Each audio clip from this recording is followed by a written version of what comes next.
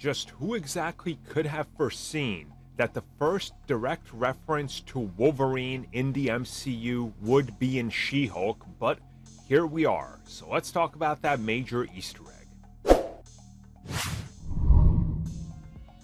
Up until this point, a few locations that Wolverine is associated with have been mentioned in the MCU. Most notably, of course, Madripoor, where he actually frequents in the comics, and Patch's bar. Again, he goes under the name Patch in Madripoor, so that's already been there. But the actual closest direct connection / mention of Wolverine hasn't happened up until now. So in the second episode of She-Hulk, when they are going over the news reports in regards to what's happening around the world, here's the one that's the big one. And if you look over to the right, it says, "Man fights with metal claws in bar brawl." Pretty self-explanatory, right?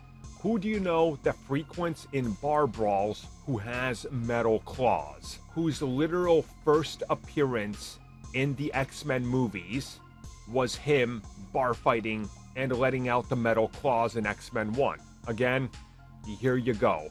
Again, I'm not saying they're canonizing that first film. That's not what I'm saying. I'm saying that it's a fun little nod to it. And again, it's clearly a direct reference to Wolverine. So eventually, whenever we get to see him, obviously, we're going to have a little bit of a established pattern. Maybe he's already been to Madripoor. Maybe he's already done multiple things. I mean, he probably has because of Wolverine's age. And this is just sort of building up the backstory of where the character's been throughout the MCU. So it's definitely going to be interesting to see what happens next and how they proceed with this and whether they ever get back to this. Because, again, why wouldn't you? I think maybe you could possibly cheese in there some sort of flashbacks or something to show us something like this. But then again, Logan's fought in so many bars that at this point it might just be like another Monday afternoon in the Marvel universe. So we'll see what happens. Either way, though, it's really cool. It's nice to see Wolverine just get a little bit more of a direct reference in there. Fans are probably going to be excited.